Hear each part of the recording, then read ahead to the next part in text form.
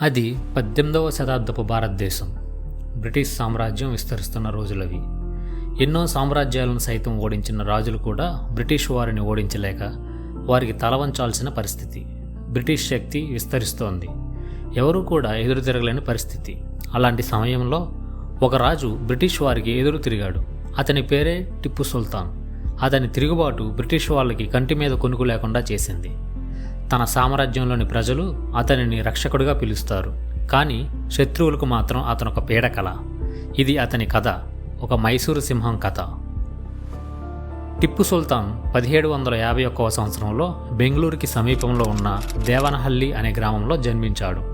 తాను చిన్నప్పటి నుంచే తన తండ్రి అయిన హైదర్ అలీ నుంచి ధైర్య సాహసాలతో పాటు రాజనీతిని నేర్చుకున్నాడు. అంతేకాదు, బాల్యంలోనే గుర్రపు స్వామి, కత్తిస్వామి వంటి విద్యలే కాకుండా పర్షియన్, అరబిక్, కన్నడ వంటి భాషలను నేర్చుకున్నాడు. రాజ్యాలను గెలవాలంటే యుద్ధ నైపుణ్యంతో పాటు లోకజ్ఞానం కూడా అవసరం అనే విషయాన్ని గుర్తించాడు. తన 15వ ఏటనే బ్రిటిష్ వారికి ఎదురు తిరగటంలో తన తండ్రి అయిన హైదర్ అలీకి యుద్ధంలో సహాయపడేవాడు. అయితే 1782లో రెండవ ఆంగ్లో మైసూర్ యుద్ధంలో హైదర్ అలీ మరణించడంతో టిప్పు సుల్తాన్కి తండ్రి యొక్క సింహాసనమే కాకుండా బ్రిటిష్ వారి సామ్రాజ్యాన్ని భారతదేశం నుంచి తరిమి కొట్టాలి అనే తండ్రి యొక్క ఆశయాన్ని కూడా చేజిక్కించుకున్నాడు. టిప్పు సుల్తాన్ మైసూర్ మహారాజుగా పట్టాభిషేకం జరిగిన తర్వాత తన సైన్యాన్ని పెంచుకున్నాడు. బ్రిటిష్ వారితో యుద్ధం చేయడానికి వీలుగా తనకి ఉన్న విజ్ఞానంతో కొత్త ఆయుధాలు, తుపాకులను తయారు చేశాడు. అతను తయారు చేసిన ఆయుధాలలో ముఖ్యమైనవిగా చెప్పుకునేవి ఇనుప రాకెట్లు. ఇవి సుమారుగా 2 కిలోమీటర్ల వరకు ప్రయాణించి శత్రు శిబిరాలను ధ్వంసం చేసేవి. కానీ టిప్పు కేవలం యోధుడు మాత్రమే కాదు, ఆయన ఒక సంస్కర్త. ఆయన భూ రెవెన్యూ వ్యవస్థలను, ఆధునిక బ్యాంకింగ్ను ప్రవేశపెట్టారు మరియు పట్టుపురుగుల పెంపకాన్ని ప్రోత్సహించారు. ఆయన ఫ్రెంచ్ విప్లవకారులతో మరియు నెపోలియన్తో కూడా ఉత్తర ప్రత్యుత్తరాలు జరిపారు.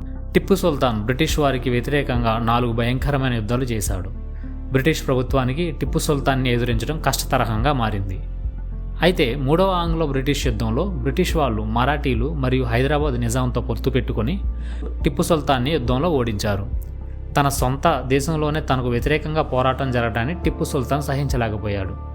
ఈ యుద్ధంలో టిప్పు తన సర్వస్వం కోల్పోవడానే కాకుండా ఈ యుద్ధం తర్వాత తన కుమారులను బ్రిటిష్ వారికి జీవితాంతం బానిసలుగా అప్పజెప్పాల్సి వచ్చింది.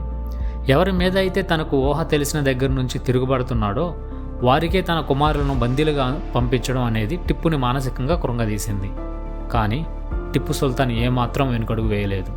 మునుపటి కంటే కఠినంగా యుద్ధాన్ని సిద్ధమయ్యాడు. 1979లో 4వ ఆంగ్లో మైసూర్ యుద్ధంలో లార్డ్ వెల్లస్లీ నేతృత్వంలో బ్రిటిష్ వారు టిప్పు సుల్తాన్పై భయంకరమైన దాడికి సిద్ధమయ్యారు. ఈసారి వాళ్ళు సైన్యాన్ని పెంచి మిగతా రాజుల సహాయంతో టిప్పు సుల్తాన్ని చుట్టుముట్టారు. శ్రీరంగపట్నం గోడలు ఫిరంగి కాల్పులకు కదిలాయి. టిప్పు తీవ్రంగా పోరాడాడు. బ్రిటిష్ ప్రభుత్వానికి, ఇతర రాజ్యాలకు 3 చెరువుల నీళ్లు తాగించాడు. కానీ బ్రిటిష్ వారు వారి సైన్యాన్ని అంతకంతకు పెంచుకుంటూ పోవడం వలన టిప్పు శక్తి సామర్థ్యాలు తగ్గిపోయాయి. తాను ఓడిపోతున్నా అని తెలిసినప్పటికీ తిరిగి ఎదురుదాడికే సిద్ధమయ్యాడు. కానీ బ్రిటిష్ వాళ్ళకి తల వంచలేదు. ఆ భీకర యుద్ధంలో టిప్పు సుల్తాన్ బ్రిటిష్ వారితో పోరాడుతూనే మరణించాడు. టిప్పు మృతదేహం చుట్టూ బ్రిటిష్ సైనికులు చుట్టుముట్టారు. టిప్పు చనిపోయినప్పటికీ తన చేతిలోని కత్తిని మాత్రం విడిచిపెట్టలేదు. అయితే టిప్పు సుల్తాన్పై కొన్ని వదంతులు కూడా ఉన్నాయి. మలబార్ మరియు కూర్గ్ వంటి ప్రాంతాలలో అతను మతపరమైన హింసకు పాల్పడ్డాడని, దేవాలయాలను ధ్వంసం చేశాడని, క్రైస్తవులు మరియు హిందువుల చేత బలవంతంగా మత మార్పిడులు చేపించాడని చరిత్ర వర్గాలు పేర్కొన్నాయి. అయితే టిప్పు దేవాలయాలకు విరాళాలు ఇచ్చాడని, హిందువులను ఉన్నత పదవుల్లో నియమించాడని మరియు బహుళ భాషలలో ఉత్తర్వులపై సంతకం చేశాడని రికార్డులు కూడా చూపిస్తున్నాయి. అతడు మతపరమైన పరిపాలన చేశాడా, లేదంటే మతంతో సంబంధం లేకుండా పరిపాలించాడా అనే విషయంపై ఇప్పటికీ భిన్నాభిప్రాయాలు ఉన్నాయనే చెప్పాలి. కానీ ఒక విషయం మాత్రం స్పష్టంగా చెప్పొచ్చు. టిప్పు సుల్తాన్ దేశం కోసం మాత్రమే పోరాడి చనిపోయాడు. బ్రిటిష్ వాళ్ళు టిప్పు సుల్తాన్కి సంబంధించిన ప్రతిదీ దోచుకున్నారు. అతని ఖజానా, అతని కళాఖండాలు అన్నీ దోచుకున్నారు, ఒక్క అతని ధైర్యాన్ని తప్ప.